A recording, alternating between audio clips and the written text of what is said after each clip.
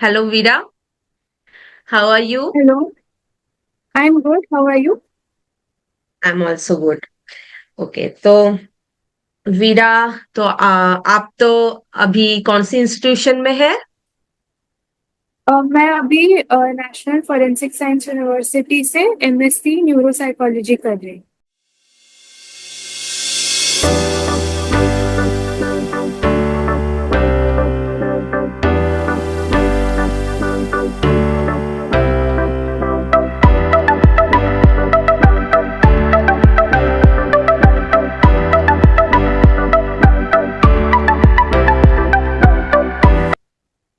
Okay, तो ये कहाँ पे है? गुजरात पे, राइट? राइट। इसका मेन कैंपस गांधीनगर में है, तो मैं गांधीनगर में हूँ। ओके, मेन कैंपस में आपका एडमिशन हुआ है। Very good. तो यस। आपको बहुत बहुत बधाई हो।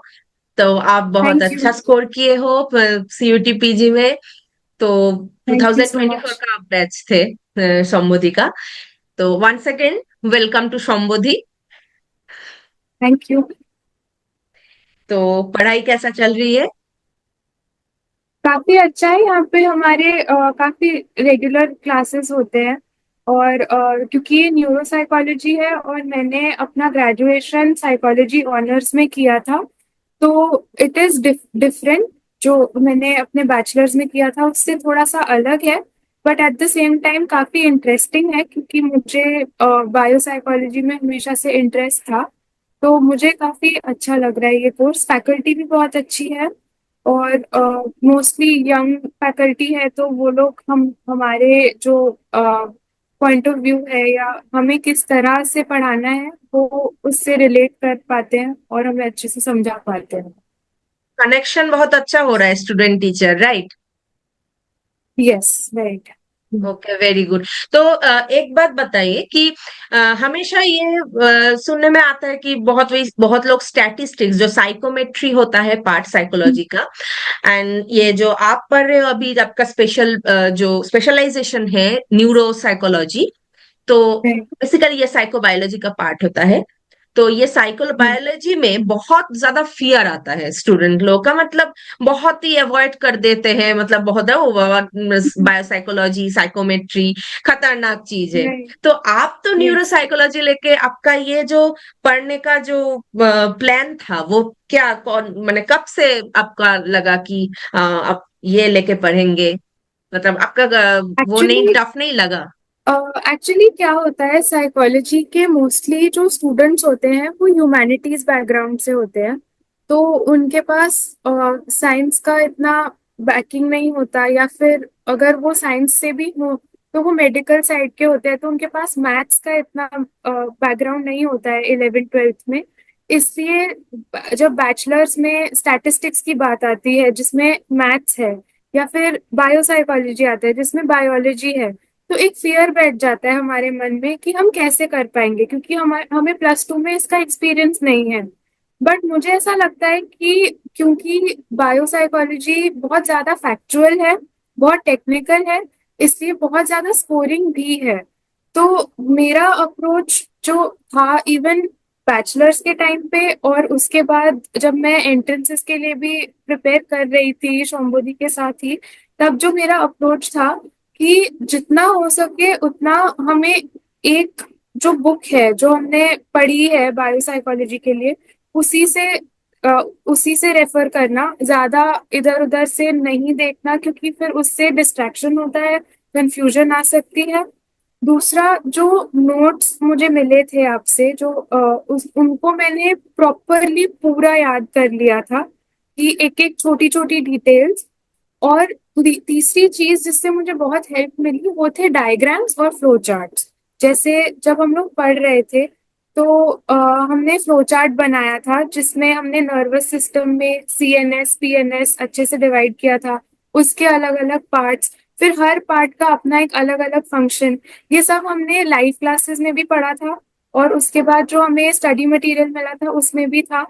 तो उससे मुझे बहुत हेल्प मिली, क्योंकि जब मैं कॉन्सेप्ट्स को अच्छे से अपने माइंड में समझ पाई तो मुझे याद करने में बहुत इजी हो गया।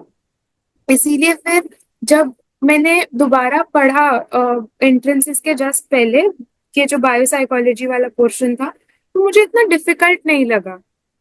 तो उसके बाद और फिर इंटरेस्टिंग भी लगा बहुत ज्यादा, क्योंकि बहुत अब हमारे डेली लाइफ से हम इसको रिलेट कर सकते हैं कि हमारे ब्रेन में जो फंक्शंस है उससे हमारा बिहेवियर कैसे इम्पैक्ट होता है। तो इसलिए जब फिर मैंने ये मास्टर्स के लिए सब्जेक्ट चूज किया, तो मुझे अच्छा लगा ये, और इंटरेस्टिंग भी लग रहा है। Very good. तो आपका सिमिलरली विद इंटरेस्ट भी है स्टैट्स। बायोसाइकोलॉजी में, ये इंटरेस्ट आपको बहुत एक्सिलरेट किया है आपका एग्जाम देने में। एंड आपका तो यस। फैकल्टीज है ही, दिल्ली यूनिवर्सिटी में आप पढ़ते थे बैचलर्स में, वो भी टॉप नॉच यूनिवर्सिटी है देश का।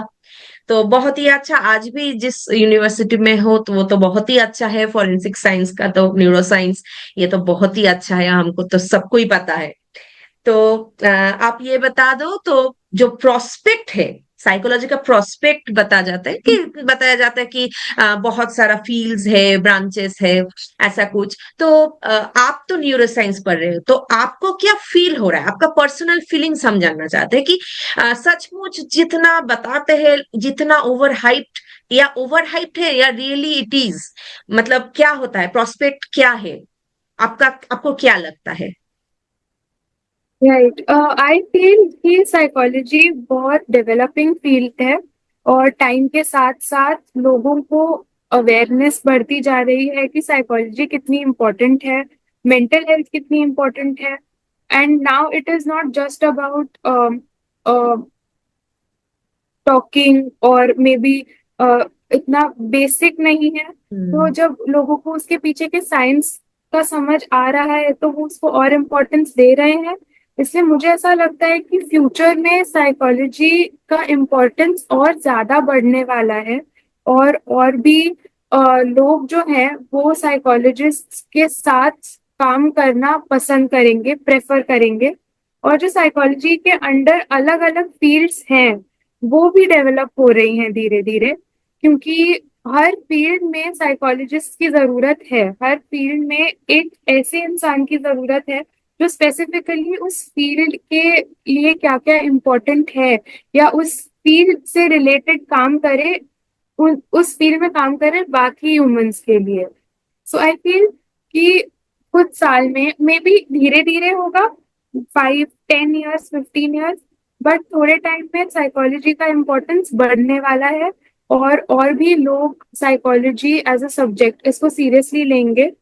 तो हमें एज फ्यूचर साइकोलॉजिस्ट बहुत अच्छी अपॉर्चुनिटीज मिलने वाली है फ्यूचर में, and I am very excited to see. Very good. तो आप तो फॉरेंसिक इंस्टीट्यूट में एक हो आप, तो फॉरेंसिक साइकोलॉजी भी एक ब्रांच होता है साइकोलॉजी का। तो इतना ज्यादा आप तो देख ही रहे हैं, हम आज रियलिटी में, रियल लाइफ में कितना बुरा हालत है, आसपास में कितना, मतलब बहुत हादसा हो रहा है। कोलकाता का अभी एक हॉरर, बहुत कोलकाता हॉरर आपको पता ही होगा, बहुत हो गया डॉक्टर्स के साथ, बहुत बड़ा वो हो गया। तो आपको क्या लगता है, ये जो क्रिमिनल साइकोलॉजी और फॉरेंसिक साइकोलॉजी, इसका तो बहुत ज्यादा प्रोस्पेक्ट होगा, तो ये आप देख सकते हो, मतलब बहुत डेवलपमेंट रिसर्च हो रहा है क्या वहां पे, मतलब क्या हाल, क्या एनवायरमेंट है वहां का? यस, आई थिंक दिख रहा है कि लोग अब धीरे मतलब धीरे रिसर्चेस साइकोलॉजी बहुत को। ज्यादा मैंने हो रहा है। यस, काफी हो रहा है। और जैसे मैं अपने आसपास देखती हूँ, या जो हमारे बाकी स्टूडेंट्स हैं जो फोरेंसिक साइंस पढ़ रहे हैं या फोरेंसिक साइकोलॉजी पढ़ रहे हैं, तो इनसे बात करके ऐसा लगता है कि आगे चल के रिसर्च की अपॉर्चुनिटी बहुत ज्यादा बढ़ने वाली है साइकोलॉजी में। क्योंकि जैसे जैसे हमें पता लगता है, जैसे जैसे वर्ल्ड में क्या चल रहा है वो हमें पता लगता है, तो उससे हमें ये देखने को मिलता है कि साइकोलॉजी का इम्पोर्टेंस है अभी भी, इन सब चीजों को, इन सब प्रॉब्लम्स को सॉल्व करने में अ, उसका एक कंट्रीब्यूशन रहेगा। सो जरूर। इसलिए जैसे फॉरेंसिक साइकोलॉजी, हमने केस की बात की, तो क्या होता है, लोग इम्पोर्टेंस नहीं देंगे। तो जो जैसे पुलिस ऑफिसर्स हैं, या वो जिनका ये एक्सपर्टीज नहीं है, उन लोगों के लिए हेल्प हो जाएगी, उन लोगों के लिए उनका काम इजी हो जाएगा अगर फील्ड में फॉरेंसिक साइकोलॉजिस्ट है, क्रिमिनल साइकोलॉजिस्ट है। तो आगे चल के बहुत ज्यादा इजी और बहुत ज्यादा कन्वीनियंट हो सकता है अगर हर फील्ड में साइकोलॉजिस्ट को उतनी ही अच्छी अपॉर्चुनिटीज मिले। Very good. हमें भी यही लगता है। देखो, साइकोलॉजी का बहुत बड़ा और इम्पैक्ट होने जा रहा है, मतलब फ्यूचर में, क्योंकि हर एक फील्ड में, आपने जैसे मैंने अभी बताया कि हर एक फील्ड में साइकोलॉजी का बहुत बड़ा इम्पोर्टेंस होने जा रहा है। लाइक हम आगे जाके और भी देखेंगे ना, ये सिर्फ नंबर या कंपटीशन या बेस्ट यूनिवर्सिटी की बात नहीं है, इसके बियॉन्ड बहुत बड़ा एक एप्लीकेशन भी है साइकोलॉजी का राइट। सोसाइटी में, राइट? हम्म। यस। तो अभी आपका जो बात करने में बातचीत अगर अभी होने लगा है आपके साथ, तो बात करते करते हमको ये लगा कि आपका जो माइंडसेट था बैचलर्स में, जो जब आप एडमिशन लिए थे समुदी में, तो तब आपका जो माइंडसेट था थोड़ा बहुत कॉम्पिटिटिव, आपको लेना है एडमिशन, ये तो होना ही चाहिए। तो अभी हम्म। अगर आप ये इंस्टीट्यूशन में एडमिशन लिए हो, तो आपका जो माइंडसेट का थोड़ा बहुत डिफरेंस, मतलब मुझे लग रहा है कि थोड़ा बहुत है, मतलब आप कुछ अलग ही नजर से साइकोलॉजी को देख रहे हो, तो कुछ हम्म। माइंडसेट का डिफरेंस आपको लग रहा है या नहीं, या कुछ क्या हो रहा है? मतलब आपको क्या लगता है, बैचलर में जैसे साइकोलॉजी को देखते थे, अभी भी अब हम्म। वैसे ही देख रहे हो, या कुछ अलग तरीके से देख रहे हो? मतलब ये एग्जामिनेशन, ये प्रोस्पेक्ट, सब राइट। कुछ लेके माइंडसेट। मेजरली मैं कहना चाहूंगी क्लैरिटी, कि एग्जैक्ट, हाँ। बैचलर्स में जब मैं थी तो हमें इतनी क्लैरिटी नहीं थी, क्योंकि जब आप साइकोलॉजी ऑनर्स कर रहे हो उसके बाद हम्म, मास्टर्स में बहुत बड़ा क्वेश्चन होता है कि मैं कौन सी फील्ड चूज करूं। मैं क्लिनिकल साइड पे जाऊं, काउंसलिंग साइड पे जाऊं, या फिर किसी और फील्ड को चूज करूं। फिर उस फील्ड के अंडर भी मुझे क्या क्या प्रोस्पेक्ट्स मिलेंगे, किस तरह के करियर अपॉर्चुनिटीज मिलेंगी, वो सब कंसिडर करना पड़ता है। तो बैचलर्स में आई थिंक इस लास्ट सेमेस्टर तक, इस साल की शुरुआत तक, मुझे वो बहुत डाउट था, बहुत ज्यादा उसको लेकर एक ऐसे ये था कि मैं कैसे कर पाऊंगी या मैं क्या करूं। बट फिर धीरे धीरे टाइम के साथ क्लैरिटी बढ़ी है। सबसे ज्यादा मुझे समझ आया है कि किस फील्ड में क्या अपॉर्चुनिटीज है, मेरे लिए क्या सूटेबल है, मुझे क्या करना चाहिए, जिसमें मुझे न्यूरोसाइकोलॉजी अच्छा ऑप्शन लगा।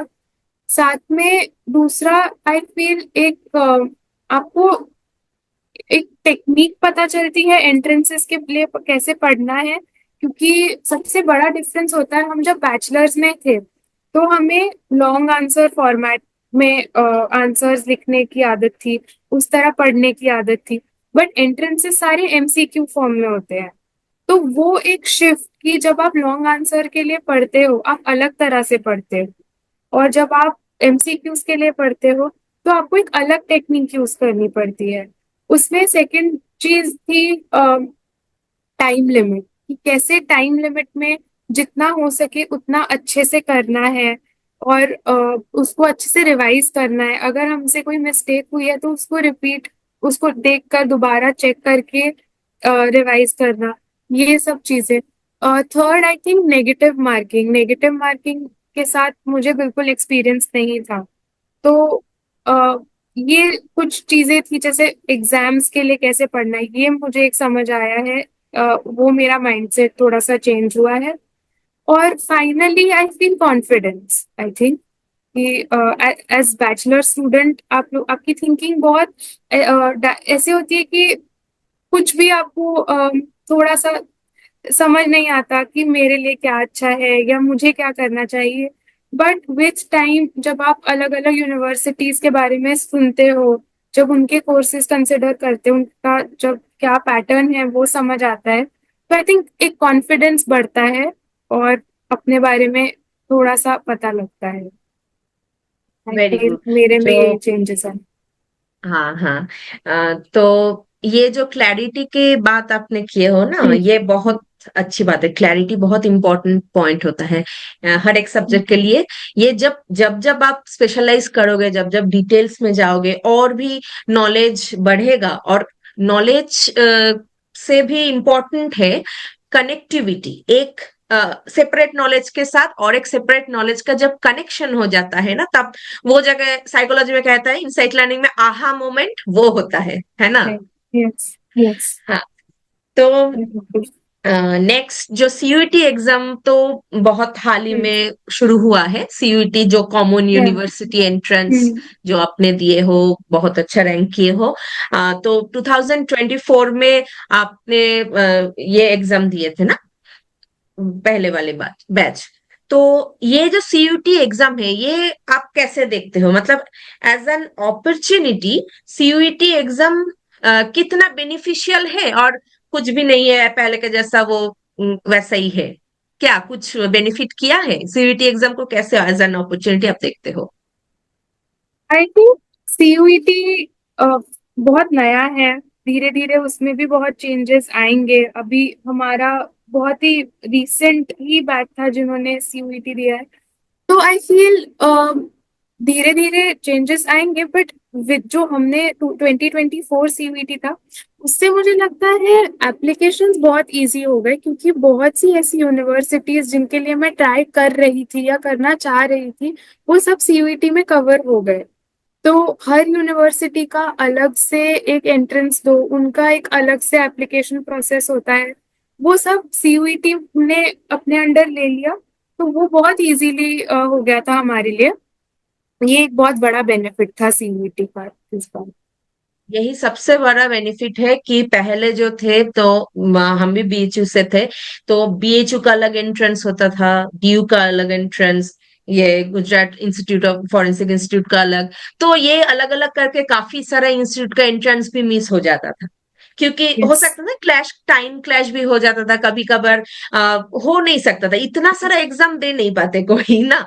तो हाल ही में मतलब इतना सारा एग्जाम देने के बाद मतलब क्वालिटी भी वेरी कर जाते। एक एग्जाम के साथ आप इतना सारा मतलब ओपनिंग आपके पास है, मतलब इतना सारा टॉप नॉच यूनिवर्सिटी का एडमिशन ओपनिंग आपके पास है, मतलब आप लोग अप्लाई कर सकते हो, ये बहुत बड़ी चीज है। मतलब आप जिस माइंडसेट को लेके जिस क्वालिटी का एग्जाम आप दे रहे हो एक ही एग्जामिनेशन में, उसी में उसी स्कोर के साथ सब कुछ हो जा रहा है, मतलब ये बहुत बड़ा बड़ा इम्पैक्ट होने जा रहा है। आई थिंक सीयूईटी का एग्जाम ये डिस्कशन चल रहा है, ये लोग बहुत ही जल्दी मतलब 2 साल में 2 बार कर देंगे, तो ये बहुत ही अच्छा होने वाला है। हालांकि यस एचएस भी 2 बार होने का कोई फरमाइश रखा गया है। तो इसीलिए तो सीयूईटी अगर 2 बार हो जाए तो बहुत ही अच्छा होगा। तो ये तो रहा सीयूईटी। तो सीयूईटी जो एग्जाम है ये देने के लिए मतलब ये तो एक लाइक इसका सिलेबस होता है यूजी का ही सिलेबस, जो लोग पीजी दे रहे हो, और जो लोग यूजी देंगे तो उसका 12th का जो एनसीईआरटी का सिलेबस है उसमें बेस्ड ऑन रहता है। तो यस जो इसमें जो बात है सीयूईटी का जो एक्सपीरियंस है आपका, वो तो आपने बता दिया। तो सीयूईटी को एग्जाम को देने के लिए हमारे पास आप आए, तो तो ये आप बताइए थोड़ा, जो ओवरऑल एक्सपीरियंस था हमारे साथ, क्योंकि हमारा टोटली ऑनलाइन क्लास हुआ आपके साथ, ऑनलाइन नोट्स हम दिए पीडीएफ फॉर्मेट में। तो आपको क्या एक्सपीरियंस है टोटली, आप उतने मतलब आफ्टर यूजी आपने, मार्च को सीयूईटी था, मार्च के महीने में यूजुअली रहता है, तो उसी बीच में जो प्रिपरेशन था उसका क्या मतलब, हमारे साथ आपका एक्सपीरियंस क्या है ओवरऑल? यस। सो एक्चुअली मैंने सीयूईटी देने का डिसाइड किया था जनवरी में, जनवरी 2024 में। और उसके पहले मैंने एज सच सीयूईटी का प्रिपरेशन स्टार्ट नहीं किया था। उसके पहले मैं मेजरली अपने बैचलर्स में ही फोकस थी कि मैं बैचलर्स का ही पढ़ूंगी। बट जब सीयूईटी का लगा कि नहीं देना चाहिए, तो फिर मैंने एक क्रैश कोर्स करने का डिसाइड किया था। तो हमारी क्लासेस फेब्रुवरी से स्टार्ट हुई थी और ऑनलाइन बेस्ड था। और मुझे कुछ ऐसा चाहिए था कि फटाफट हम सारा सिलेबस भी कवर कर ले, but at the same time ऐसा ना हो कि मेरा बैचलर की पढ़ाई है वो रह जाए या वो मैं ना कर पाऊँ। तो उस तरह एक बैलेंस का भी चाहिए था मुझे। साथ में मुझे ऐसा चाहिए था कि लाइव क्लासेस हो, जिससे एक वन ऑन वन डिस्कशन हो सकता है, जिससे मुझे कोई डाउट है तो मैं इमीडिएटली वो डाउट पूछ सकती हूँ। और जो इजी टॉपिक्स थे उनके लिए लाइव क्लासेस की इतनी जरूरत नहीं थी, तो वो भी हमें रिकॉर्डेड लेसन्स में मिल गए थे। तो उसमें भी लेकिन कुछ डाउट्स होते थे तो वो भी मैं पूछ लेती थी। साथ में स्टडी मटेरियल जो मिला था उससे मुझे बहुत हेल्प हुई, क्योंकि सीयूईटी का मैंने जो सिलेबस देखा था वो मेजरली बैचलर्स के ही सिलेबस पे बेस्ड है। तो अगर आपने बैचलर्स में अच्छे से पढ़ाई की है तो फिर सीयूईटी में डिफिकल्टी नहीं आएगी। बट जब आप लास्ट मोमेंट पे पढ़ रहे होते हो तो आपको एक ऐसे कंसोलिडेटेड नोट्स चाहिए जो पॉइंटर्स में हो। जैसे मैंने पहले भी बोला कि क्योंकि हमें लॉन्ग आंसर्स के लिए पढ़ने की आदत है, तो एमसीक्यूज के लिए कंसाइज प्रिसाइज पॉइंट्स चाहिए, जिससे बहुत इजी हो जाता है उसको रेफर करके याद करना। तो वो वाला स्टडी मटेरियल मुझे बहुत हेल्पफुल लगा। और मैं लास्ट के मोमेंट्स में जब सीयूईटी से एक हफ्ते पहले मैं सिर्फ उन्हीं नोट्स को देख लेती थी अगर मुझे कोई डाउट आता था, या अगर कोई ऐसा क्वेश्चन था जो मैं आंसर नहीं कर पाती थी उसके लिए। साथ में हमने अराउंड 10 मॉक टेस्ट दिए हैं, तो वो मुझे सबसे ज्यादा हेल्पफुल लगे कि कभी कभी एक दिन में 2 मॉक टेस्ट, कभी कभी एक दिन में एक मॉक टेस्ट। क्योंकि सिर्फ हम मटेरियल पढ़ ले उससे उतना बेनिफिट नहीं होता है। किस तरह क्वेश्चंस को आंसर करना है, किस तरह के क्वेश्चंस आ सकते हैं, ये सब हमने इसका भी एक्सपीरियंस होना बहुत जरूरी है। तो जो मॉक टेस्ट दिए थे उससे भी बहुत हेल्प हुई थी। जो रेगुलर क्विज होती रहती थी वो टेलीग्राम पे आती थी, उससे बहुत हेल्प मिल जाती थी। क्योंकि जब हम कोई टॉपिक पढ़ रहे हैं और फिर उसके बाद टेलीग्राम पे उसकी क्विज आ रही है, तो ऐसे बहुत सडन उसका रिवीजन हो जाता है और क्वेश्चंस आ जाते हैं, तो उससे हमें ये भी पता चल जाता है कि हमें कितना आता है और कितना नहीं आता है। तो वो बहुत इजी हो गया था मेरे लिए सीयूईटी के लिए पढ़ना। और ओवरऑल काफी अच्छा एक्सपीरियंस रहा। Thank you so much. तो हमें भी अच्छा लग रहा है कि जो आपने जब आप लोगों ने जब बहुत अच्छा अच्छा यूनिवर्सिटी में एडमिशन लिए हो, तो बहुत अच्छा लगता है। क्योंकि ये देखिए कि जो यूजी का पोर्शन होता है, यूजी का सिलेबस रहता है पीजी के एडमिशन के लिए, तो जो सिलेबस ओरिएंटेड जो मतलब स्टडीज है वो तो कॉलेज में हो ही जाता है। वो इसका मेन फोकस नहीं रहता है।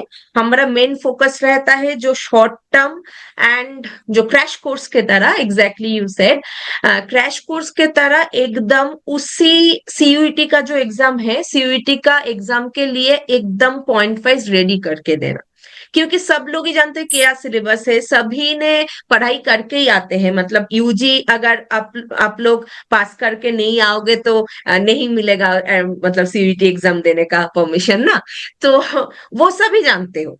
पर जो पॉइंट वाइज आपको क्या पढ़ना है, मतलब कैसे कितना पढ़ना है, और रिवीजन कौन सी पॉइंट को मतलब रिवाइज करना है, ये सब, और क्वेश्चंस को लेके टिप्स, एमसीक्यू को लेके टिप्स।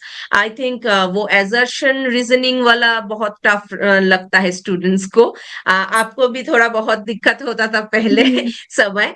तो वो रिवाइज करते करते मॉक टेस्ट देते देते आपको थोड़ा बहुत ठीक ही हो गया था, राइट? यस। वो एजर्शन रीजनिंग को लेके लास्ट में कोई दिक्कत आया था क्या?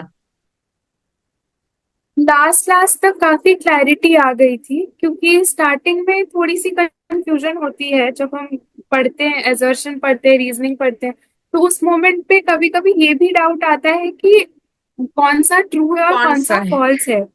फिर हाँ, उसके बीच में कि वेदर और नॉट इट इज रिलेटेड, ये भी देखने में, ये भी समझने में कभी कभी बहुत ज्यादा डिफिकल्टी भी होती है, टाइम भी लग जाता है। और फिर उसके बाद ऐसा लगता है कि नहीं, हमने एक ही क्वेश्चन पे बहुत ज्यादा टाइम लगा दिया। ज्यादा टाइम बीत गया, हाँ। तो उसको तो मतलब खत्म करने के लिए ही टिप्स, थोड़ा बहुत टिप्स एंड ट्रिक्स है, वो हम लोग स्टूडेंट के साथ शेयर भी कर देते हैं। थोड़ा बहुत उसका हेल्प हो जाता है। तो थोड़ा राइट। तो वो भी देखना पड़ेगा। तो आपको अच्छा लगा ये सुन के, हमको भी अच्छा लगा। तो ठीक थैंक है। यू। तो अभी बहुत ज्यादा टाइम नहीं लेंगे, पर जो 2025 का बैच है हमारा सीयूईटी का, तो सीयूईटी 2025 के लिए आपका एक थोड़ा बहुत टिप्स अगर जानना चाहे कोई, एज अ एल्डर सिस्टर, आप क्या कहोगे? फर्स्ट ऑफ ऑल मैं ये कहना चाहूंगी कि सीयूईटी जो है उसका सिलेबस मेजरली पीजी का सिलेबस बैचलर्स पे ही बेस्ड होता है। तो बहुत ज्यादा एक्स्ट्रा पढ़ने की जरूरत नहीं है ये सोच के कि हम एंट्रेंस दे रहे हैं तो हमें सब कुछ आना चाहिए। मेरा ये सजेशन रहेगा कि आपको जो ऑलरेडी आता है उसमें ही थोरो नॉलेज हो तो बहुत इजी हो जाता है सीयूईटी या किसी भी एंट्रेंस के लिए पढ़ना।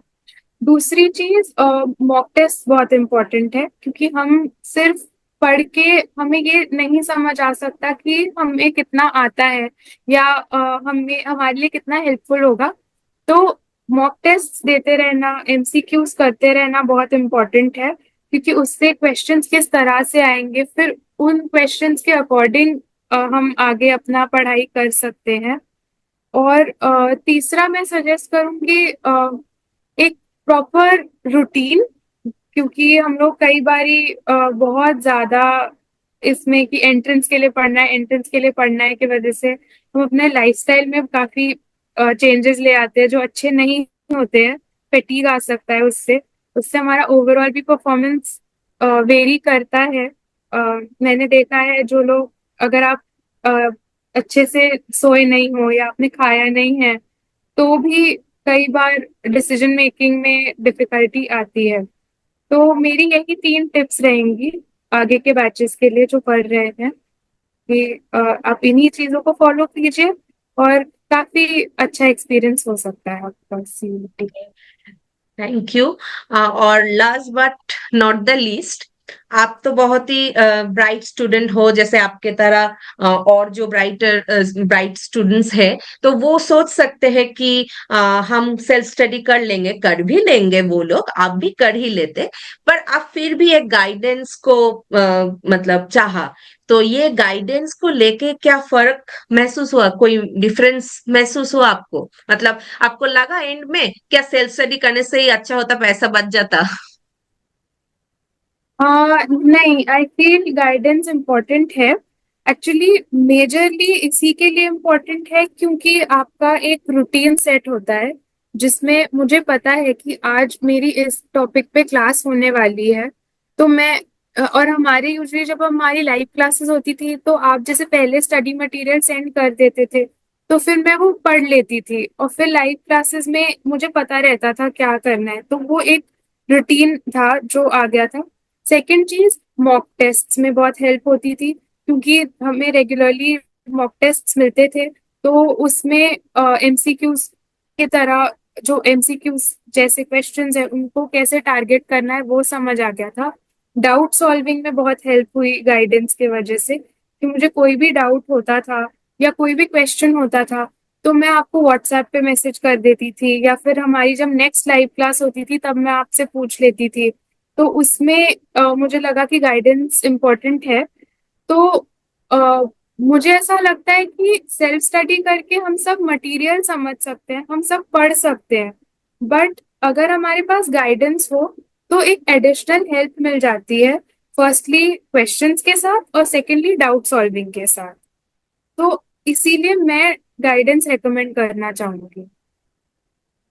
और एक ऐड करना चाहूंगी कि आप तो दिल्ली में रहती थी, तो दिल्ली में तो हम लोग सभी को पता है कि बहुत सारा ऐसा इंस्टीट्यूशंस है, मतलब बहुत दूसरे एंट्रेंस के लिए भी है, सीयूईटी का लिए, सीयूईटी के लिए भी है। तो वाई आस ऑनलाइन ये स्टडी आपने चूज किया?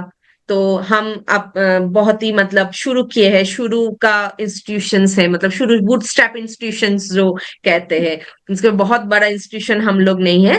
तो अभी हम लोग को क्यों चूज किया? जस्ट हमारे तरफ से एक क्वेश्चन है। आई थिंक मेरे लिए सबसे बड़ा जो रीजन था वो ये था कि वन ऑन वन अटेंशन मिलता है सब स्टूडेंट्स को, कि जैसे हमारी क्लासेस जो होती थी वो पर्सनल क्लासेस थी, तो सिर्फ साथ में, तो उसके वजह से वन ऑन वन इंटरेक्शन होता था। तो मुझे कोई डाउट है तो मैं तुरंत पूछ सकती हूँ, या अगर मुझे कोई कॉन्सेप्ट नहीं समझ आया तो मैं उसके एक्सप्लेनेशन के लिए पूछ सकती हूँ। तो वो इसलिए मुझे लगा कि ये मेरा सबसे बड़ा रीजन था क्लासेस के लिए। दूसरा, आई थिंक जब एक नया इंस्टीट्यूट होता है तो स्टूडेंट्स का नंबर कम होता है, तो हर स्टूडेंट के लिए आप अलग से टाइम निकाल सकते हो। और आपने जैसे हमारे लिए one on one doubt classes भी लिए थे, हमारे लिए 10 मॉक टेस्ट थे, और हर मॉक टेस्ट में मैं जो मिस्टेक्स कर रही थी, या शुरू शुरू के मॉक टेस्ट में मैंने नोटिस किया था कि मेरे काफी कम स्कोर आता था, और फिर वो धीरे धीरे बढ़ता गया रेगुलर मॉक टेस्ट के साथ। तो उसमें क्योंकि हम हर मॉक टेस्ट के बाद साथ में बैठ के डिस्कशन कर सकते थे कि आपने ये मिस्टेक किए, या मैंने पूछा, जैसे like I said assertion reasoning वाले क्वेश्चंस में मुझे हमेशा डाउट आता था, तो हम वो बैठ के डिस्कस कर सकते थे।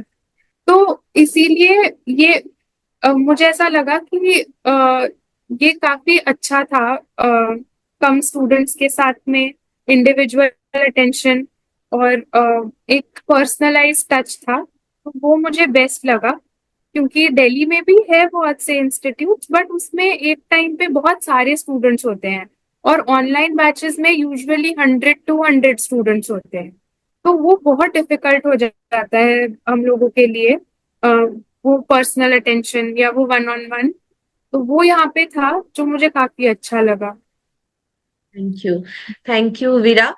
तो अ, मोस्ट हाँ, वेलकम। ये तो आपका जो आंसर था उसी में ही आ गया था पहले ही। जो पर्सनल टच है वो वन टू वन टच है। जैसे कि आपको अगर सक्सेस मिला, स्टूडेंट्स को अगर सक्सेस मिल जाता है, जो पर्सनली खुशी मिलता है, वो आप खुद भी देख सकते हो।